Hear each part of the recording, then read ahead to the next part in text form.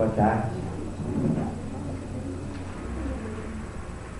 Vamos dar início então a esse evento de lançamento do livro Experiência Elementar em Psicologia, Aprendendo a Reconhecer. Queria agradecer muito a presença de vocês aqui. Queria agradecer a oportunidade do pessoal que organizou o evento, que abriu o espaço para esse debate. Queria agradecer muito Giovanna, como é que fala teu sobrenome? Lukzinski. Era Fagundes, virou Lukzinski. Continua Fagundes. Complicou Pode bastante. ficar com Fagundes. Queria agradecer muito a presença de Giovanna, que veio para estar com a gente para discutir essa obra. Uma alegria também, porque a gente se acompanha há alguns anos e ter a oportunidade agora de conversar sobre essa obra, para mim é uma grande alegria. A gente espera que possa ser um momento de conversa entre todos nós, que a gente possa ter um momento em seguida de perguntas e de debates. Eu queria apresentar inicialmente a proposta do livro, rapidamente, para a gente poder ter mais tempo para ouvir Giovanna e para a gente poder conversar. Eu queria dizer que essa expressão, experiência elementar, eu tomei de Luigi Giussani, que é filósofo, pensador, educador católico, professor na Universidade Católica de Milão, com quem eu tive a grande sorte de estudar muitos anos atrás. Ele, na verdade, é meu mestre. E por muitos anos eu fiquei tomando para mim o impacto de algumas contribuições dele, até que de alguns anos para cá, de 2005 para cá mais especificamente, eu comecei a sistematizar um pouco as contribuições do Giussani, tentando verificar implicações para a psicologia. Então, o primeiro elemento dessa obra é o fato de que ela nasce de um livro que não está exatamente tematizando psicologia, e que a gente está fazendo esse trabalho de trazer para o âmbito psicológico, da discussão psicológica, da intervenção psicológica e da teoria, para a gente rediscutir a dinâmica propriamente humana. Giussani traz esse conceito de experiência elementar num livro chamado O Senso Religioso. Ele está querendo discutir o que seja o elemento característico, a dinâmica característica da experiência religiosa. Só que ele quer discutir a experiência religiosa enquanto experiência humana. Então, para ele poder discutir a experiência religiosa, então ele faz o trabalho de explicitar o que é que ele entende que seria a dinâmica própria do humano. E aqui é que a gente pega o gancho. Então a gente toma uma antropologia do Giussani para tematizar e se perguntar de onde é que estaria o elemento propriamente humano na elaboração da experiência. E a gente que é da área da psicologia, essa pergunta deveria ser tranquila, óbvia, e na verdade não é. Então, a gente receber essa ajuda do Giussani para poder refletir de novo sobre isso, a gente viu imediatamente como muito importante. O que marca essa posição do Giussani como uma posição fenomenológica é que ele quer partir da experiência. Ele quer refletir sobre uma dinâmica que se apresenta. De algum modo, a gente tem que dar conta de uma teoria para... tem que se haver com uma teoria para dar conta de algo que está se dando. E esse é o primeiro desafio importante do ponto de vista da psicologia, não é? Por isso que esse livro se chama Experiência Elementar em Psicologia, Aprendendo a Reconhecer. O primeiro desafio é aprender a reconhecer em si uma dinâmica que nos caracteriza. Para para chegar nisso, o Giussani identifica, então, essa experiência elementar, não inicialmente como um conteúdo, mas principalmente como uma dinâmica. Todos nós vivemos, tudo bem, a gente fala dinâmica de busca de significado, tudo bem, mas você identifica isso como nos seus detalhes, não? O que ele está identificando é toda experiência tem um fundamento dinâmico que nos caracteriza ao mesmo tempo pessoalmente, que é mais característico da tua pessoa, é esse elemento mais característico da tua pessoa que é também o elemento mais humano. Que é bastante interessante, me parece. Mas o interessante da obra do Giussani, que eu tentei fazer nesse livro, é exatamente fazer esse exercício de aprender a reconhecer, aprender a identificar nos vários momentos da vida, nos vários momentos do trabalho psicológico, onde é que estaria esse elemento de base estruturando aquele momento. O Giussani diz que isso está presente, seria algo, uma dinâmica que estaria presente em todos os posicionamentos. Sempre me impressiona pensar num momento como esse, não? Em que a maioria de vocês está aqui em silêncio. No entanto, tem uma posição tal que é caracterizada por uma abertura. Tem uma posição que é caracterizada por uma espera. Se a gente for dizer exatamente o que é que a gente está esperando, talvez seja difícil a gente chegar a dizer. Mas se a gente experimentar a pensar, se a gente tira um elemento de tensão de espera neste momento, se a gente eliminasse essa tensão de espera neste momento, a gente perderia toda a possibilidade de sentido do fato que a gente está aqui. Se a gente elimina a tensão de espera, agora o que sobra? Sobre um conjunto de elementos desconexos. Mas me parece que a contribuição mais radical do Giussani é dizer que esta espera, que a gente não sabe exatamente dizer o que seja, que a gente não sabe exatamente dizer espera de quê, embora seja pouco refletido, quando a gente começa a tematizar isso, cada um de nós tem condições de reconhecer. Cada um de nós reconhece este movimento em si. E mais que parece a mim ainda mais importante, o fato é que ele diz: este movimento em você é um crivo crítico. Não é simplesmente uma dinâmica de caráter neutro.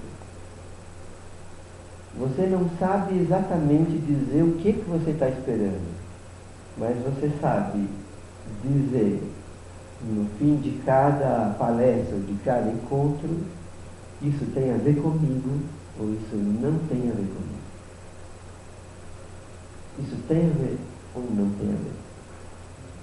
Quer dizer, esta atenção nos dá uma capacidade de leitura do mundo, não só do ponto de vista de apreender coisas, mas do ponto de vista de uma avaliação crítica. O impressionante é que esta avaliação crítica, ela vem sendo estruturada junto com a formação que cada um de nós vem tendo, mas ao mesmo tempo ela permanece como um ponto absolutamente original. Porque o crivo crítico que vem em cada momento, essa avaliação que você pode dizer a cada momento tem a ver, não tem a ver, ninguém pode fazer por você. Por mais que a gente esteja dentro de uma cultura do politicamente correto, por mais que a gente se estruture em bandeiras, cada um de nós, dentro do percurso que está fazendo, num certo momento se interroga. Mas o que é que eu estou fazendo aqui? Não? Cada um de nós, fazendo o curso que escolheu, conquistando a pessoa que quis conquistar,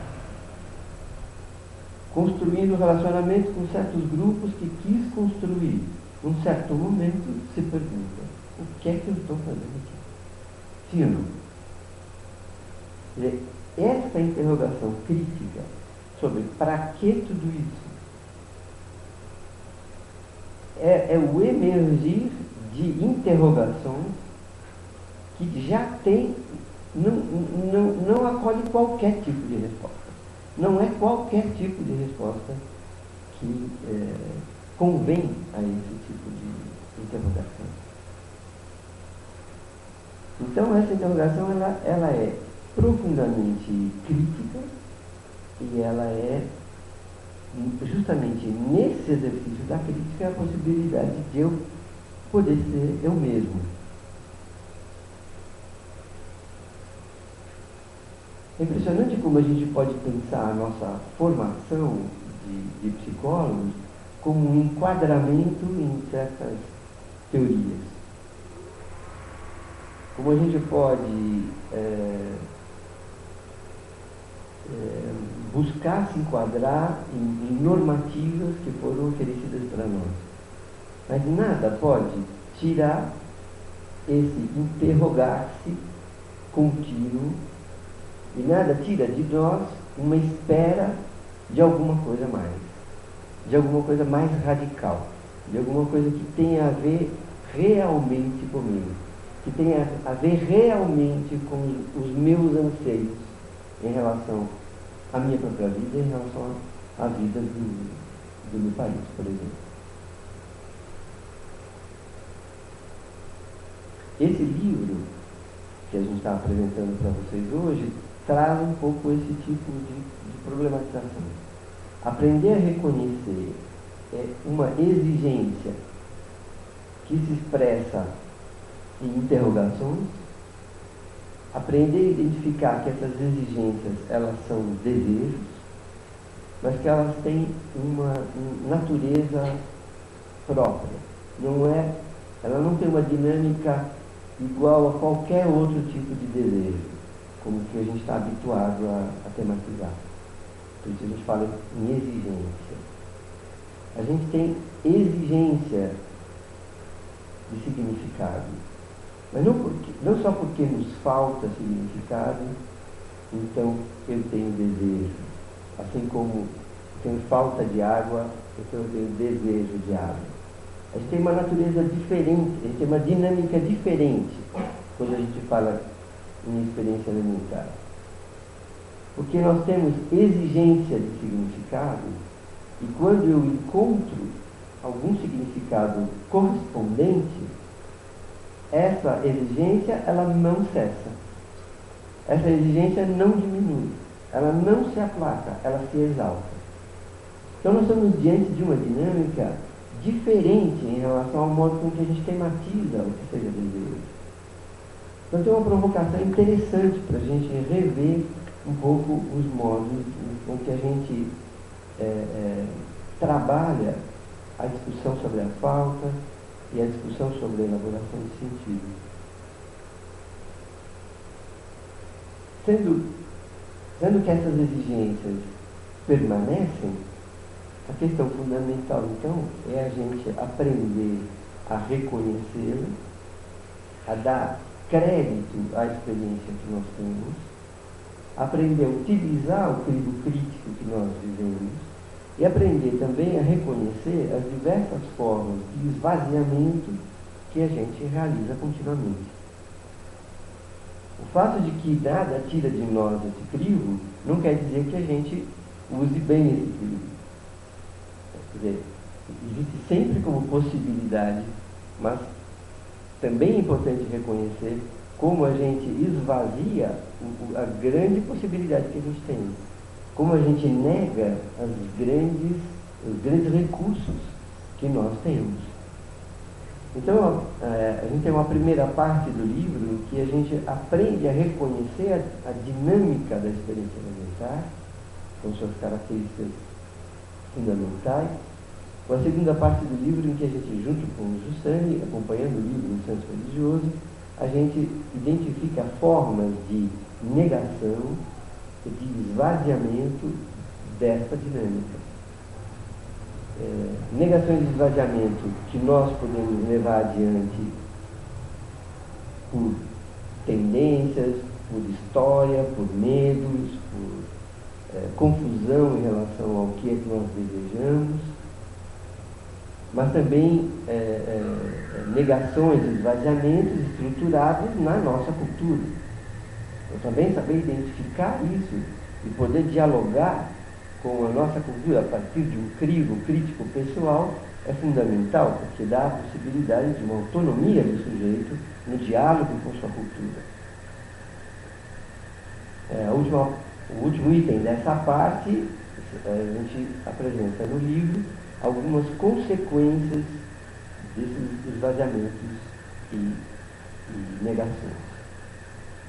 Só para passar rapidamente, um dos elementos é justamente a solidão. O que a gente tem para se comunicar um para o outro não passa pelo crivo da minha exigência, não passa pelo crivo da abertura que me caracteriza, não passa pelo crivo crítico que eu tenho. Na verdade, a gente não se comunica. Na verdade, a gente não se toca. Na verdade, a minha presença não tem nada a dizer para você, como a sua presença não tem nada a dizer para mim. E a gente pode passar a discutir 5 anos numa faculdade sem que os temas efetivamente nos interessem.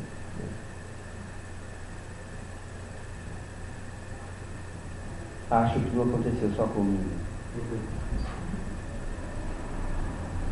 Uma última parte do livro retoma o tema da liberdade.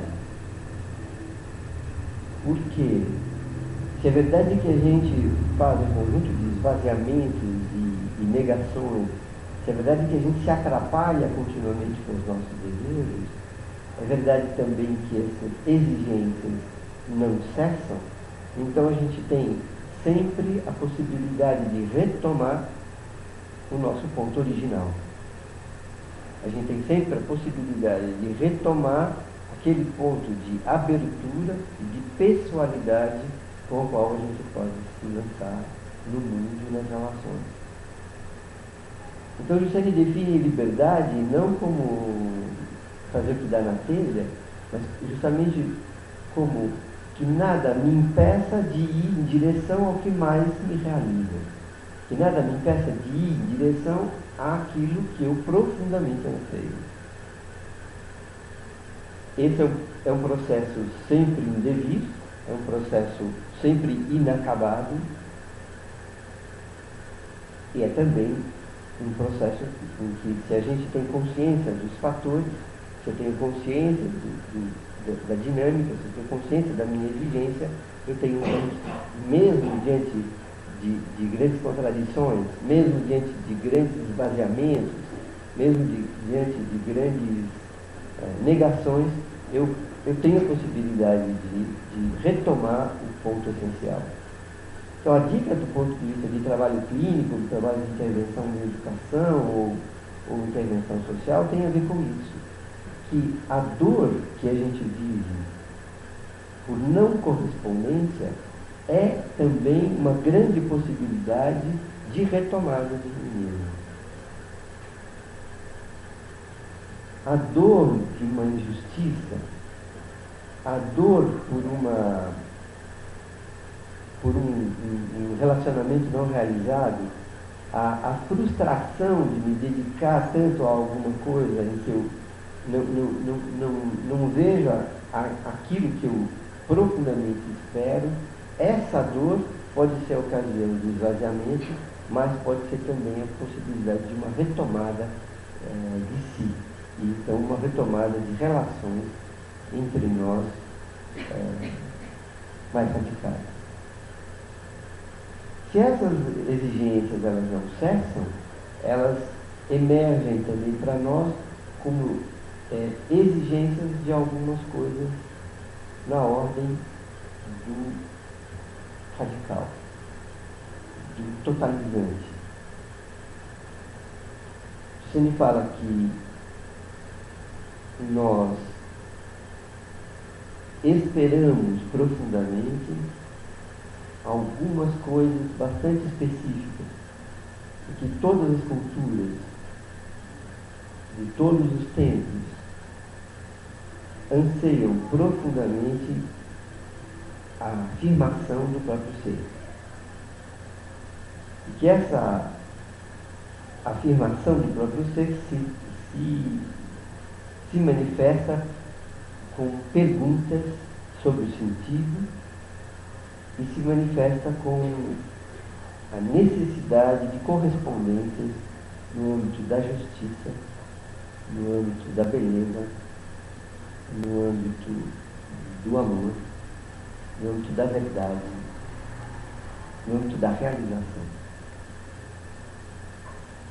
Eu não estamos falando que tudo é cor-de-rosa, estamos falando que tudo tem um crivo crítico em relação a isso. E se isso é verdade para todos os povos, o mais impressionante é que isso tem expressões das mais diversas. Então, uma das consequências da experiência elementar é a possibilidade da gente sintonizar com exigências semelhantes em manifestações muito diferentes. A gente pode acompanhar pessoas que fazem escolhas muito diferentes de nós, acompanhando uma exigência radical que faz todo sentido para nós. Eu queria só deixar alguns pontos assim, de provocação e dizer que esse livro nasce nesse relacionamento meu com Jussane, mas nasce também de diálogo com pessoas, com grupos, com psicólogos, com alunos. Então, esse livro é uma elaboração de encontros, e tem várias perguntas das próprias pessoas com quem a gente foi conversando, então aqui também aparece numa forma de diálogo. E Giovana, que está aqui hoje para comentar um pouco esse livro com a gente, também esteve presente em alguns dos encontros, bem no início, com o primeiro núcleo de psicólogos que começou a discutir esses elementos. Então, para mim, uma alegria ter Giovana aqui, e eu também estou muito curioso para ver o que ela tem para dizer do livro nesse estágio em que está. Eu queria agradecer muito a presença de vocês, espero que a gente tenha tempo para conversar um pouquinho sobre essas questões que a gente levantou. Boa tarde, gente. Para mim é um prazer estar aqui. Eu fiquei muito feliz quando o Miguel me convidou, não pensei 2 vezes em vir, para poder retomar esse diálogo, né? Todas as chances de estar retomando esse diálogo ao longo dos últimos anos, para mim, foram muito preciosas. Já vai fazer 15 anos que eu conheci o Miguel na UFMG, fui aluna dele lá. E esse diálogo, ele se manteve, é interessante que ele se manteve independente do local, né, onde nós estivéssemos. Depois eu me mudei para São Paulo, o Miguel, nessa uma época, estava na Itália, depois eu voltei para Belo Horizonte, hoje em dia eu moro no Rio, e a gente mantém, né, esse contato. E eu me lembro que foi em 2004 que eu participei de encontros já que estavam voltados para pensar esse tema. E na época foi muito interessante, porque o fato de levantar essas perguntas me ajudou a reposicionar as minhas perguntas na época que eu estava no mestrado. Me ajudou a retomar qual era essa busca de que ele falou agora, né? O que eu estou buscando aqui? E para mim, essa pergunta sempre foi muito valiosa, porque foi dessa forma que eu escolhi trabalhar com fenomenologia. Dentro da faculdade de psicologia, na UFMG, essa pergunta se mantinha para mim, né? O que eu estou buscando, o que eu estou encontrando? Esse crivo, esse voltar para a minha experiência. Tanto que nos 5 primeiros períodos do curso, eu não encontrava uma resposta satisfatória àquilo que eu achava que eu era. Então eu conhecia as abordagens, eu olhava para uma determinada abordagem que dizia que eu era determinada pelo comportamento, a outra determinada pelo inconsciente, a outra fazia uma outra leitura, e eu não me reconhecia dentro dessas propostas. Eu não via a minha experiência ali. Até o momento em que eu encontrei as abordagens existenciais fenomenológicas, existenciais humanistas, e nessa hora eu falei, olha, essa forma de olhar o ser humano tem a ver com a forma como eu quero ser olhado, a forma como eu quero entender. E aí começou um caminho de buscar, né, de mergulhar na fenomenologia, que ao longo desses anos tem sido um caminho sempre fascinante, um caminho de descobrir muitas coisas novas, e que vai contra muitos conceitos que dentro da psicologia são muito fortes, né? A gente tem uma tradição, a gente tem um psicologismo, né, que coloca no sujeito, dentro, internamente, as razões dos comportamentos, a gente faz leituras que vão por esse caminho, ou a gente tem do outro lado posturas que colocam tudo, né, nos determinantes sociais, e juntando isso com o contexto que a gente tem da pós-modernidade, vira uma salada. Então eu tenho me interessado muito por pensar, né, como é fazer escolhas hoje em dia, nesse contexto pós-moderno. Como é desenvolver esse crivo pessoal, né? Que critérios que eu uso para poder comparar. Eu tenho lido Berger e Luckmann, né, eles falam da crise de sentido, né, na pós-modernidade, do pluralismo, do relativismo, e eles também se fazem essa pergunta, né? Hoje a gente já não tem instâncias, instituições que digam o caminho que a gente deve seguir, que coloquem verdades prontas. Então a gente vive numa época em que principalmente os adolescentes, principalmente a juventude, tem uma dificuldade muito grande de se orientar. Eu trabalho com psicoterapia e com orientação profissional. E na orientação profissional isso é muito claro, né? Qual é o critério? Como são feitas essas escolhas? É como se nós vivêssemos diante de infinitas possibilidades e eu posso escolher qualquer coisa, porque também não tem algo, né, meu que eu encontro com facilidade. E dentro das abordagens das teorias de orientação vocacional, orientação profissional, a gente vê esses dois tipos de postura, ou aquela postura mais antiga que acredita numa vocação inata, em algo que seja da pessoa, que eu vou descobrir através de um instrumento, ou uma outra que vai dizer que não, eu vou escolher de uma maneira muito mais ampla, muito mais aberta, e de toda forma é difícil. O que eu posso afirmar do sujeito? Então, nesse ponto, esse livro me instigou, né, muito nessas questões da forma como ele foi organizado, a linha do pensamento, porque ele vai retomando essas questões, que são questões que eu tenho vivido há muitos anos na prática com a psicologia clínica, e que ajudam, de verdade, ele traz uma ajuda para retomar. O que é experiência? Qual é esse critério? Como que eu posso acompanhar pessoas retomando o que é da pessoa, né? De verdade, o que eu posso afirmar? E para mim, essa é a pergunta mais instigante que me aproxima da fenomenologia, né? Que é uma corrente de pensamento que no início se pergunta como eu posso conhecer algo, né? Quem é esse sujeito que conhece? O que é próprio do homem? Então, fico pensando que a gente não pode fazer psicologia sem voltar nessa origem, né? Sem se perguntar qual é a especificidade do ser humano, o que cabe a ele, né? Ontologicamente, quais são os meus elementos e dimensões, qual é a minha dinâmica? Porque se eu não me pergunto isso, eu posso pretender, como foi, né, a leva de cientificismo, eu posso pretender para a psicologia, para a atuação dela, para a elaboração humana, algo que não cabe, né? Por exemplo, a gente sabe, hoje as críticas são grandes, principalmente dentro desse meio, o pensamento racional, linear, como a única forma de acesso à verdade. Né? Hoje já não se fala mais em neutralidade, já não se pretende que o psicólogo seja neutro, né? Já não se pretende que a subjetividade do pesquisador não interfira na pesquisa, nos resultados, né? Hoje a gente já tem isso claro, acho, né? Ainda tem também muito ranço de posturas mais antigas. Mas, com tudo isso, o que eu posso afirmar, então? Porque é diferente, ontologicamente, o ser humano é diferente dos outros seres, né? A forma como ele se comporta, o tipo de abertura, como o Miguel falou, o fato de que, quando eu faço uma pergunta e encontro uma resposta que me corresponde, essa resposta não fecha, eu vou para casa dizendo, tá tudo bem, né? Essa resposta me coloca em movimento de novo. Então, para isso é a psicoterapia. Um encontro que, quando eu descubro coisas, quando eu encontro os sentidos, eu não falo, então tá, já descobri de mim, né? Então agora tá bom. Não, eu retomo no movimento, eu começo a perguntar um monte de outras coisas, eu começo a desejar outras coisas, eu começo a entrar numa dinâmica de busca e de ampliação.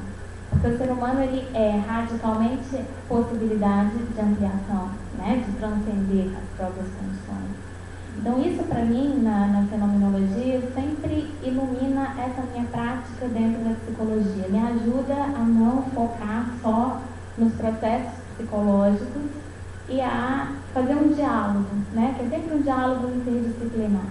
Miguel colocou da antropologia, da filosofia, tudo aquilo que me ensina sobre o ser humano, preciso dialogar com isso, com o universal. Né? Preciso reconhecer essas exigências e que na experiência elementar, nesse conceito, são muito bonitas, né? Exigências de verdade, de liberdade, de bem, de beleza. Nós temos essa exigência, mas ela vai se manifestar ali, no dia a dia, no cotidiano, no nível ôntico, ela vai se manifestar de uma forma que é única. Isso, para mim, é o mais fascinante. Né, de poder trabalhar com pessoas, ver que cada pessoa vai ter exigências diferentes. Eu atendi um rapaz que ele estava se queixando, comparando-se com os amigos dele, de que ele não reconhecia a beleza nas coisas. O Rio de Janeiro é muito bonito e ele não achava muita graça, né? No mar, naquelas coisas, nos quadros, da arte. E eu fui conversando e buscando conhecer como ele via o mundo, e ele contou dos programas que ele assistia na TV a cabo, e das aulas de geografia, e das paredes que tinham camadas e camadas de rochas, cada rocha de um lugar. Ele falou, eu prefiro estar num túnel olhando as rochas do que, sei lá, numa galeria olhando um quadro. Né? Eu apontei, mas espera, isso é beleza para você? Né? Esse ponto de o que é beleza para cada um, como que isso se constitui, isso aqui é muito rico. Saber que a pessoa tem uma necessidade, e quando ela fala dessa beleza, o olho brilha. Né? O olho brilha quando eu falo da rocha, das camadas, quando eu falo da história, quando eu falo dos fósseis. Mas, de repente, não brilha quando eu vejo uma outra coisa. Né? Isso vai ser muito particular. Isso é muito bonito, entender o que é que me toca. Né? O que é que, para mim, dentro dessas exigências, que são exigências do ser humano, que a gente reconhece e compartilha, né? Quais são os pontos que tornam a minha vivência única e que então vão fazer com que eu me aproprie cada vez mais dessa vivência. Então é possível, a grande contribuição que eu vejo que está de maneira muito, muito clara, né, nesses relatos, nesse tempo todo, é que é possível e é necessário criar espaços, momentos e se apoiar em metodologias e conceitos que ajudem a evidenciar, porque tem sido muito difícil, por exemplo, trabalhar com grupos, trabalhar em orientação profissional hoje em dia. Você precisa ir fazendo um percurso, né, ajudando o adolescente a reconhecer que, por mais que seja, que exista um pluralismo, que a pessoa seja realmente aberta para o mundo e tenha múltiplas facetas, tem algo que eu posso dizer que é de mim, né? Tem algo na minha história que eu vou reconhecendo. Tem coisas que me tocam e que tocam ao outro de forma diferente. Né? Tem coisas que me mobilizam, tem coisas que me abrem, tem coisas que são aversivas. Como que eu vou reconhecendo isso e podendo afirmar uma busca, né? Um desejo, algo que eu quero encontrar? Acho que esse é o grande ponto que, para mim, a fenomenologia é um caminho sem igual e que a experiência elementar, pensar nisso, traz uma amplitude nova. Porque eu posso colocar perguntas, eu posso inserir pequenos olhares naquilo que eu estou trabalhando, né? Como psicóloga, eu posso abrir uma janela, né? Abrir uma janela porque a pessoa não é só psicológica, né? Ela não é só sentimentos, ela tem diversas facetas que no encontro elas aparecem todas ali. E olhar para essa totalidade, né? Buscar qual é a dinâmica, é que é o ponto. Eu achei muito bonito que é a parte que fala da estátua barroca, porque o barroco é belíssimo e ao mesmo tempo o barroco pode dar uma ideia de caos, né? De que é over.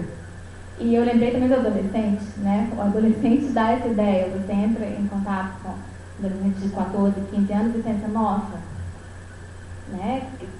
Qual é a unidade aqui? E na estátua do barroco também, qual é a unidade? Para onde aponta? E é muito bonita a discussão, porque realmente se eu fico atenta e olho, aquela estátua tem um movimento. Se eu olho para a pessoa, ali tem um movimento, tem uma dinâmica própria. E eu preciso me perguntar, para onde essa dinâmica aponta? Né? O que isso está me dizendo? Como que eu vou dialogar com isso? Acho que esse é um ponto muito rico. E qual é o critério, né, para identificar essa busca, esses desejos? Eu até anotei aqui, que pensando no livro, eu me lembrei de uma frase que uma amiga escreveu para mim muitos anos atrás, é uma frase que eu não me esqueço. Era da época em que a gente, quando gostava muito de alguém, eu tinha uns 14, 15 anos, você dava uma fita cassete, né, gravada com várias músicas, a pessoa tinha muito trabalho, né, fazia disco, copiava, fita para fita, fazia uma sequência, e era tão gostoso ganhar uma fita. Elas vinham escritinhas dentro, fora, com mensagens, e essa minha amiga me deu uma fita escrita: sucesso é conseguir aquilo que você desejou, e felicidade é querer aquilo que você conseguiu. E eu me lembro que eu fiquei muito cismada com a frase que eu não entendi. Eu falei, mas qual é a diferença, né?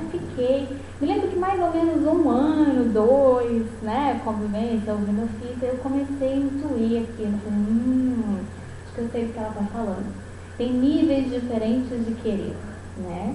E depois, obviamente, com psicologia, isso ficou muito claro, né? Existe um querer, que é o querer da moda, né? Um querer superficial, alienado, aquilo que dizem que eu preciso querer e que, conseguindo, eu vou ter sucesso, e aquilo que de verdade me faz feliz, né? Diferente desse desejo, o que eu quero, o que para mim corresponde, né? Tanto na profissão, quanto no tipo de companhia, de pessoa, quanto, vamos pôr a relação com a arte, né? Eu tenho que gostar de determinadas coisas, eu tenho que apreciar isso ou aquilo. Como é que eu me coloco, né? Diante do que a realidade me mostra.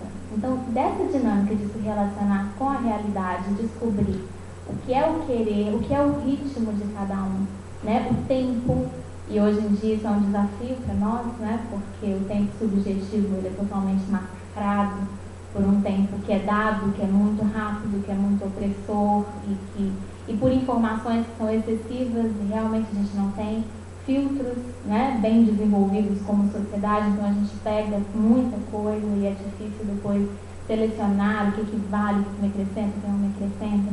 Então é muito urgente para a nossa sanidade mental, inclusive, né, para a nossa saúde psíquica, para o nosso desenvolvimento, desenvolver esses crises, olhar para a própria experiência.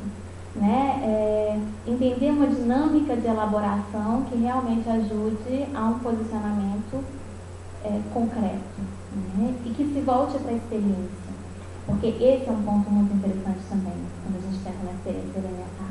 Não é o fato de pensar nessas coisas teoricamente, abstratamente, mas de pensar e de experimentar, né? A pessoa se conhece principalmente em ação. Eu preciso, né, arriscar certos passos para ver como aquilo tem a ver comigo, como aquilo não tem a ver comigo. E preciso de companhias para fazer isso. Então é muito bonita a parte do drama aqui, né? De que a pessoa, dizer eu significa reconhecer que ontologicamente eu só sou quando sou com os outros, né? Eu sou em relação. Isso é um drama, porque ser em relação significa que eu dependo, né? Significa que eu não me faço sozinho e que eu estou sempre nessa dinâmica. Eu gosto muito do Buber, da filosofia do Buber, porque ele também ajuda a reconhecer como que a relação de fato muda todas as partes envolvidas, né? Quando eu digo tu ao outro, eu digo eu de uma maneira muito mais viva, né? Eu digo um eu diferente quando eu digo tu, quando eu não instrumentalizo uma relação. Não é que eu estou fazendo aquilo pelo outro, algo acontece comigo. Então, na minha prática como psicóloga, eu percebo isso. Se eu consigo dizer eu, né, eu não só ajudo num caminho de elaboração, mas eu retomo uma experiência minha de ser humano e de me transformar a partir daquelas questões que as pessoas trazem para mim também. Porque é um processo contínuo, é um processo que não termina nunca.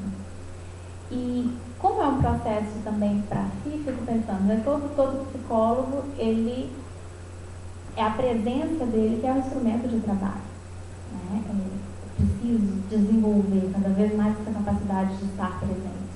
Então, esse processo, essa elaboração de experiência, ela precisa acontecer constantemente na vida pessoal, né? Não é algo profissional, não é algo que eu adquiro como formação e aplico. É uma coisa que eu vivo.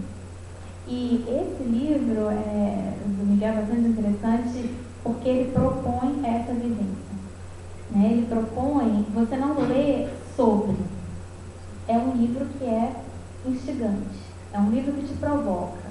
Ao mesmo tempo, e por isso para mim a leitura foi muito intensa, porque é como se a cabeça funcionasse ao mesmo tempo, né? Naquilo que eu estou lendo, eu penso para os clientes, para quem eu estou atendendo, penso para mim como funciona, penso no nível teórico, penso nos conceitos que estão sendo trazidos e vejo que é um trabalho para mim, sempre, né? De retomar, de reconhecer, de cada momento da vida ver como aparecem essas questões, porque isso também está mudando, porque eu vou mudando, né? E de retomar aquilo como algo que é meu. Então, a forma, né, como foi organizado, me deixou muito feliz porque eu ia lendo e pensava, é para mim.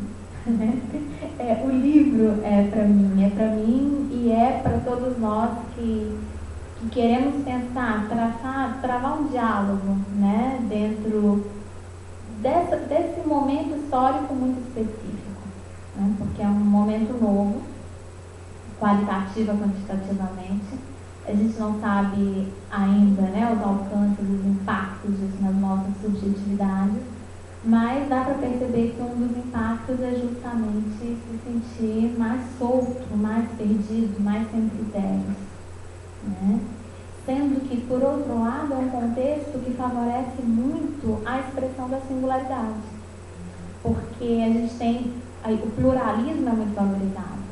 Então eu posso, finalmente, né? A gente já não tem os grupos que são uniformes. Eu finalmente posso, inclusive hoje em dia, né? A gente pensa nos adolescentes, o legal, o bacana é você ser diferente, não é mais você ser igualzinho, né? Como eu fui adolescente nos anos 90, tenho lá a mochila, o tênis, a calça, e todo mundo usava, né? Para você estar incluído, você tinha que estar mais ou menos igual. E hoje em dia o legal é ser diferente. E para nós, a psicologia, é ótimo, né? Deu um passo, podemos nos diferenciar. Por outro lado, com base em que eu vou me diferenciar? Né? O que eu estou afirmando quando eu afirmo isso?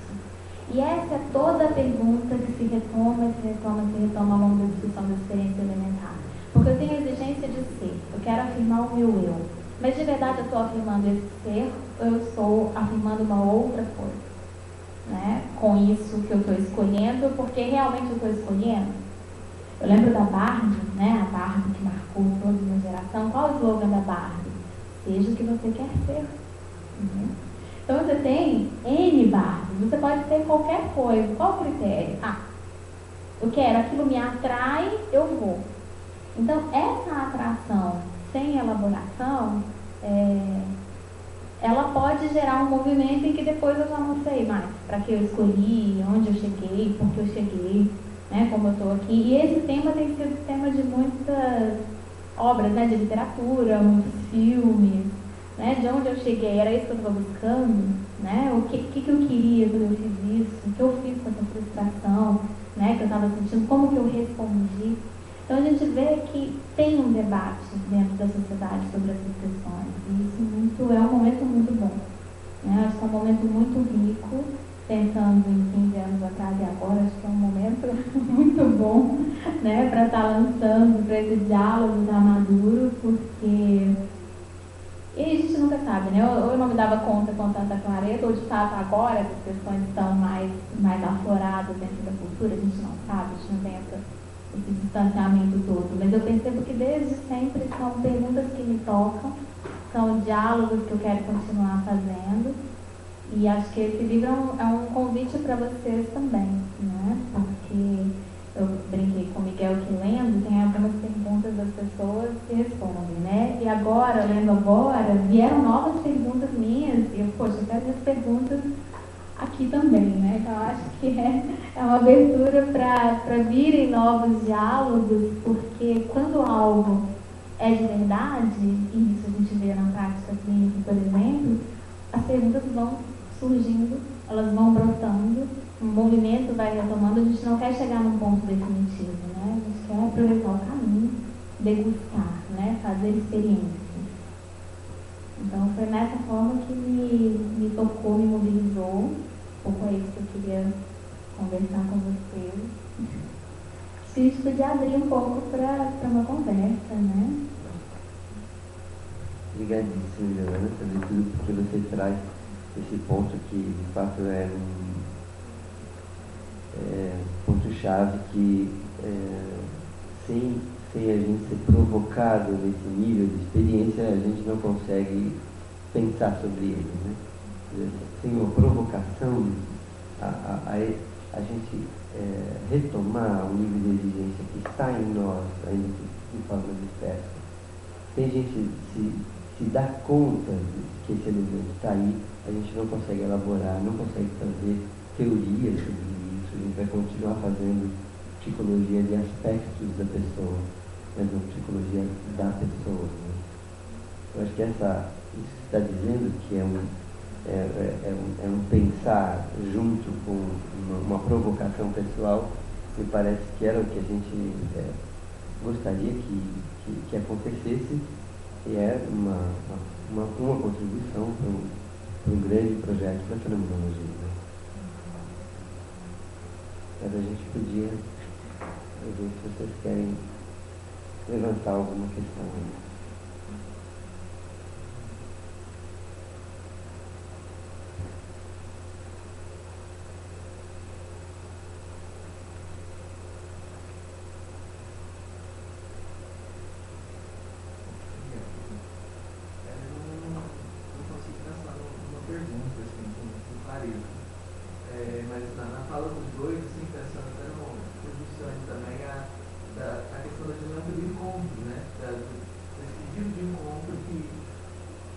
Faz parte de cada um de nós, né? Como ficaria, talvez, uma pergunta, né? Como ficaria isso na prática clínica, né? Como o psicólogo lidar, né, com essa questão de identificar a própria experiência alimentar do seu trabalho e de ajudar o paciente, o cliente, a identificar a sua própria experiência e identificar, né, como construir situações de encontro realmente, né? Não que as situações de encontro sejam construídas, mas como propiciar no ambiente clínico essas situações de encontro verdadeiro, né?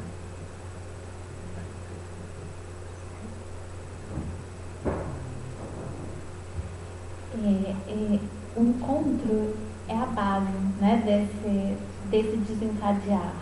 Então eu fico pensando como a gente pode facilitar, né, propiciar esses momentos. E você mesmo disse na sua fala, né? Acho que primeiramente cuidando da própria experiência, né? Ampliando esse horizonte das experiências que cabem no meu horizonte. É muito interessante como, quando a gente começa a considerar novos fenômenos, a gente começa a abrir espaço para que eles apareçam, né? Na contemporaneidade, a gente tem formas de adoecimento psíquico, formas de sofrimento diferentes, muito diferentes de décadas atrás. E essas formas de sofrimento, elas não são só psicológicas, elas são ontológicas também, né? Sofrimento de ser, o sofrimento de estar no mundo, que é inóspito para nós, porque a gente tem que se construir, tem que estar nesse diálogo, tem que criar um lugar, né, para ser.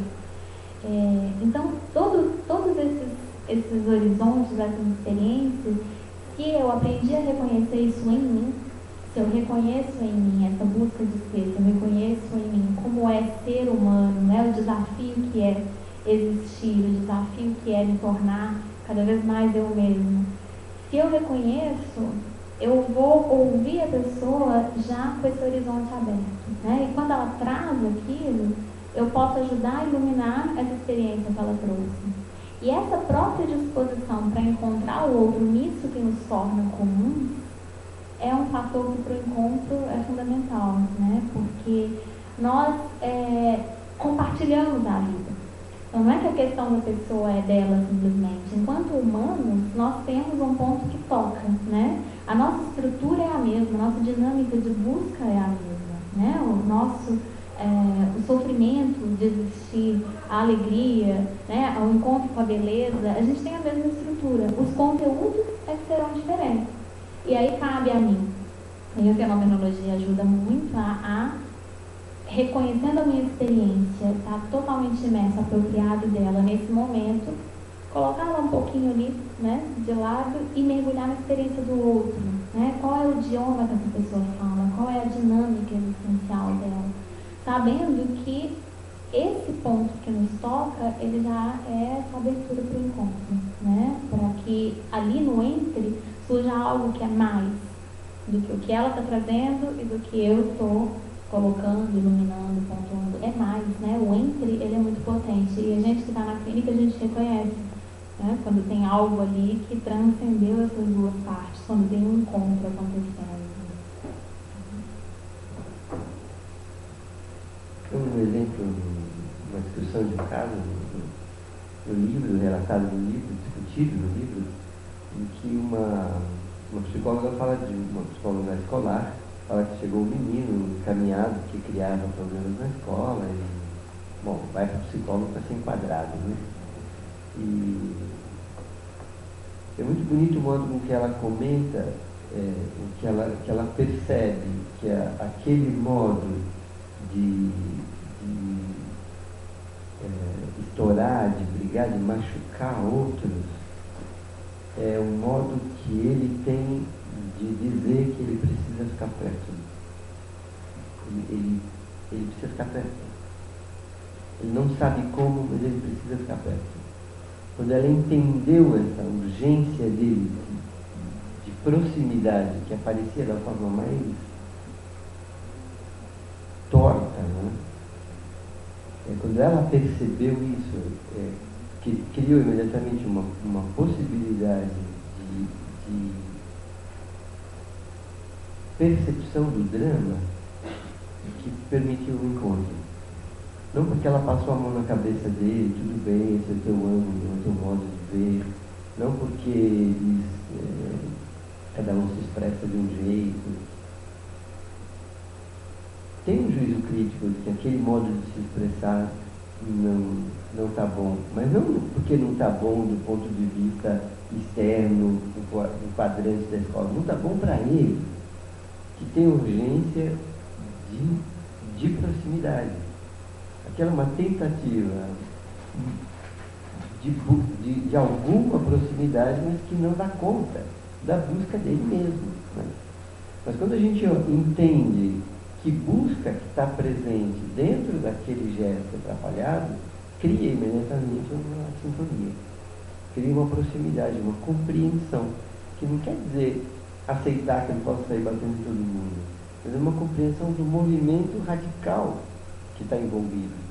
E ele ganha uma possibilidade de elaborar criticamente que aquele não é um modo eficiente para aquela busca que ele tem. Então, é verdade que quando acontece um encontro, o que está em jogo, que todos nós precisamos de proximidade reais, e que isso não é negociável, e que sem isso a gente não dá conta de viver, né?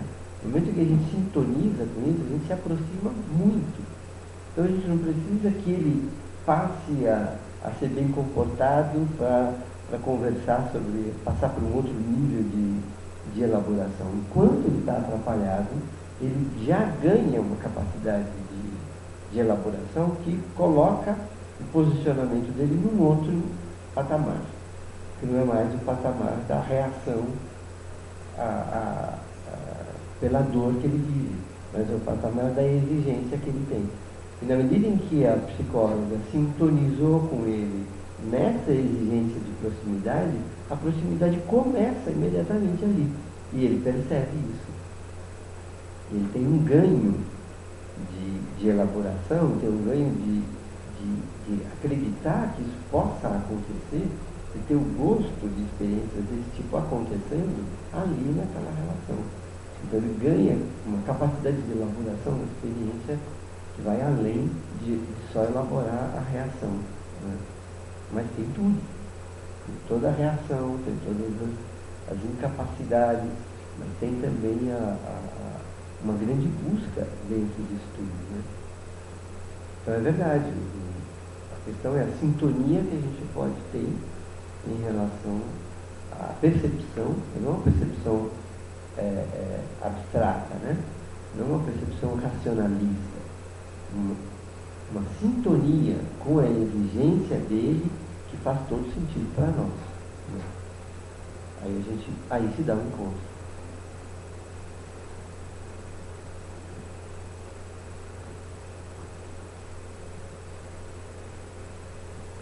Faz sentido para vocês o que ele está falando?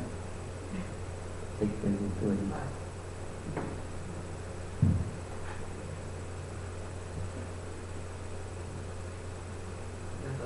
Sentir a posição dele também, né? Deixar se tocar e tocar o. Sim. Tem uma parte do livro também que vai problematizar essa palavra sentir. É perceber. O sentir faz parte, mas não é exatamente sentir. A gente reconduzir isso ao nível de sentimento também confunde, né? O menino estava sentindo raiva, mas ele tinha uma outra busca dentro daquela raiva. Eu me identifico com essa busca. Não está no nível. O sentimento vem junto, mas não está exatamente no nível do sentimento. Então, é uma discussão grande nesse livro também. Acho que tem uma tradição na psicologia de reconduzir a elaboração da experiência ao sentimento, né? Acho que o conceito de experiência elementar ajuda a gente a problematizar um pouquinho mais isso aí. O sentimento faz parte, mas acho que você estava querendo dizer que é uma vivência daquela sintonia, né? Que a gente efetivamente vive, não só racionaliza, né? Sobre isso que você falou, eu queria só dar um exemplo de um filme muito bonito, que vocês já viram, que é o Na Natureza Selvagem. É belíssimo porque disso que o Miguel falou, ele desencadeia a busca dele no filme a partir do sentimento. Um sentimento que ele não elabora, ele fica na sensação, e a partir da sensação ele segue. E ele tem um monte de oportunidades de encontro ao longo do percurso dele, e ele não reconhece o encontro, ele não reconhece esse contato porque ele está parado no sentimento, até a hora em que ele elabora aquela experiência e compreende o que é, né, o que é felicidade para ele. Então é um filme que acho que ajuda muito a entender, né, um pouco disso do que a gente está falando, a pensar, a refletir, a dialogar.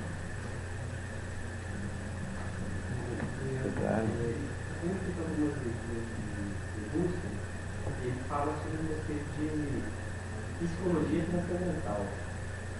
E na leitura que ele está citando uma necessidade de montar uma estrutura essencial originária, né? Assim. Eu sempre lembro muito, né, de repetir esse contato, né? Você mesmo lá na primeira. Então, experimentar, e lógico, isso pelo menos até onde você não desenvolve isso totalmente, mas eu sempre lembro muito de experimentar. Será que eu estou fazendo uma leitura correta? Será que dá para fazer essa correspondência do conceito de psicologia transcendental e psicologia experimental? Eu acho que sim. E eu acho que Edstein vai pegar essa questão e vai desenvolver o conceito de núcleo da pessoa. A gente vai falar disso no último dia desse encontro, né? Que tem justamente a ver com isso que você está dizendo, né? De pensar a estrutura da pessoa, não no seu conjunto de partes, mas uma dinâmica em que faz com que todas essas partes tenham algo em comum, né? E isso é um fato, isso é uma experiência, né? E que a gente precisa arrumar modos de falar dela, né? Eu acho que o que Edstein ajuda mais do que Russell a falar disso, que eu acho que aproxima mais de Giussani, é que para Russell essas são uma compreensão, ao invés, Edstein fala de uma vivência, né? A vivência do núcleo. É possível a gente pensar na vivência de mim mesmo nesse nível que Russell chama de transcendental, em que eu posso dizer que eu sou, não só que eu sou de certo temperamento, que eu tenho certa habilidade ou certo defeito, mas que eu sou.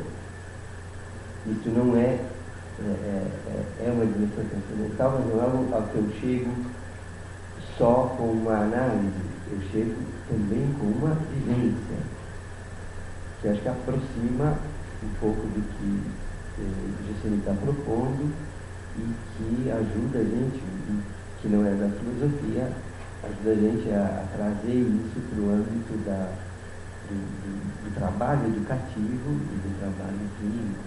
Né? Eu acho que é isso. Depois tem também que esses elementos, eles são elementos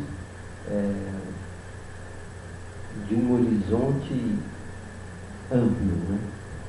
Questões radicais que têm um horizonte amplo. Eu acho que isso também é algo que tem em comum com a elaboração deles. É bem interessante dizer que Giussani é tomista e por isso ele tem uma facilidade para Russell, Stein e Giussani tem uma facilidade para chegar a tocar em certos temas, né, que o fundamento filosófico deles permite. Eu acho que é ocasião da gente, da psicologia, aproveitar agora e elaborar isso um pouquinho mais do ponto de vista da vivência psicológica mesmo acontecendo, né?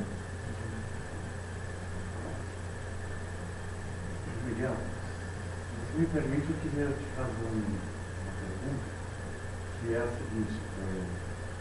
Na verdade, eu só queria ouvir o que te ocorre diante de uma frase da Edith Stein, na Ciência da Cruz, em que justamente ela fala do contato, do toque, né, de Deus, que é, digamos, a maior esfera que o ser humano pode ter. E ela diz que depois disso, comentando São João da Cruz, né, se instala uma indiferença na pessoa. São João da Cruz falava coisa pior, né? Falava do fastio, do desgosto, né? Sem perder o gosto pela vida, mas tinha um desgosto.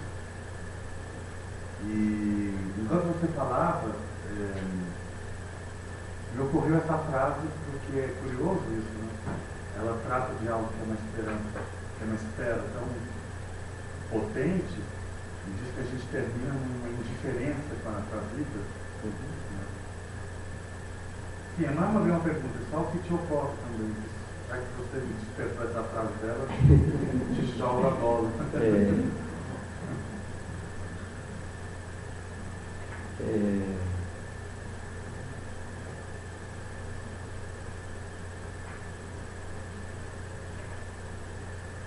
Eu acho que, pensando como é que Juscelino responderia para você. Eu acho que Juscelino diz assim, a gente se encontra para discutir umas coisas. Quando a gente, discutindo essas coisas, toca num assunto que mexe com a gente de um modo particularmente intenso,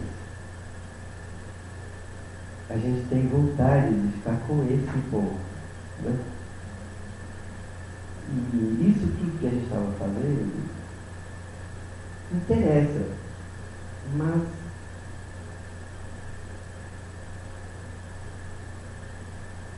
não tem desprezo por isso aqui, mas é como se tudo isso aqui permitisse chegar a gente falar em certos temas,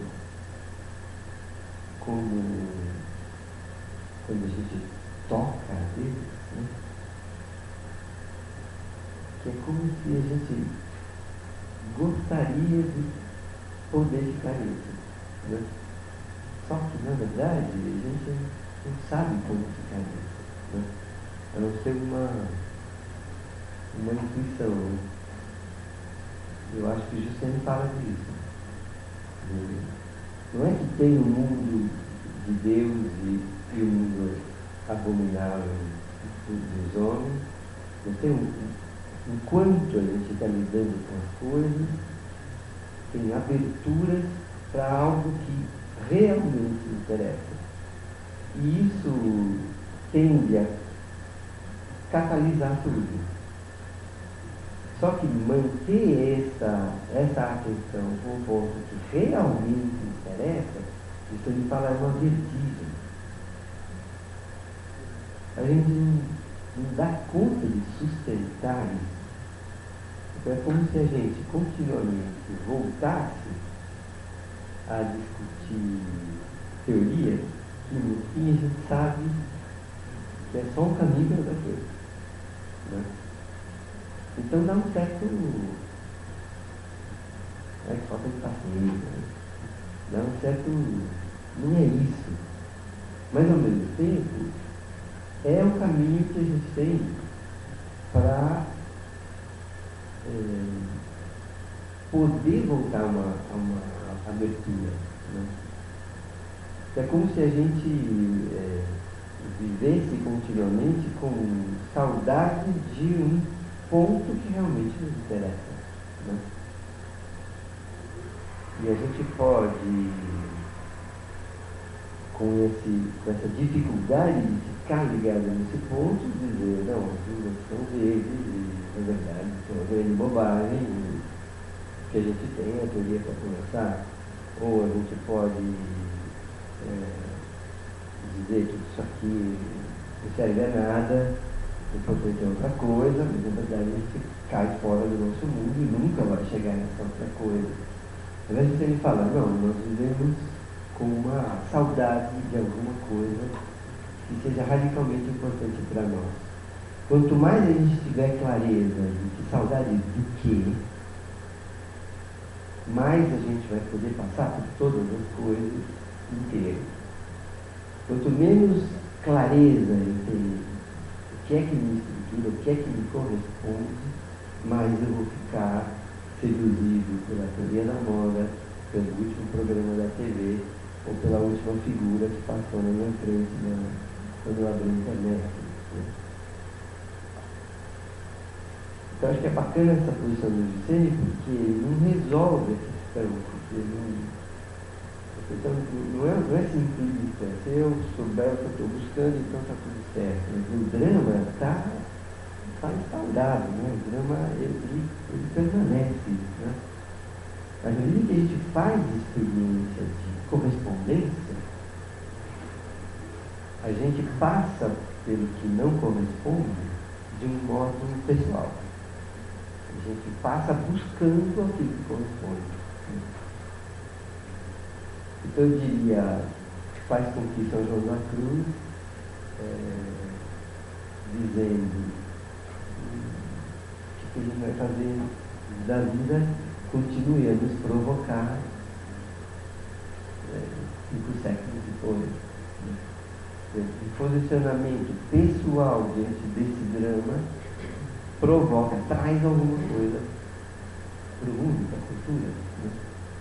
Coloca alguma coisa de novo, interroga, deixa uma interrogação para nós. Eu acho que o Juscelino fala que o caminho humano é esse caminho de vislumbrar correspondência, modificar nossa estrutura por causa disso, mas esse é um caminho contínuo, né?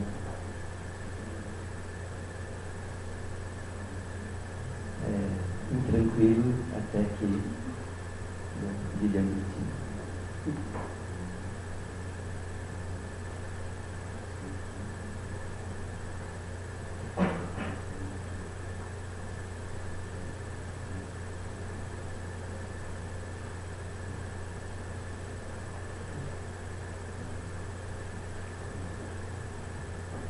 Então, terminamos, né? Muito obrigado pela presença de vocês, obrigado pelas contribuições e obrigado, Giovana, pela disponibilidade de vir conversar com a gente sobre esse livro. Agradecer a Jussane, que possibilitou tantas provocações novas para a gente. Obrigado, a gente se vê nesses dias.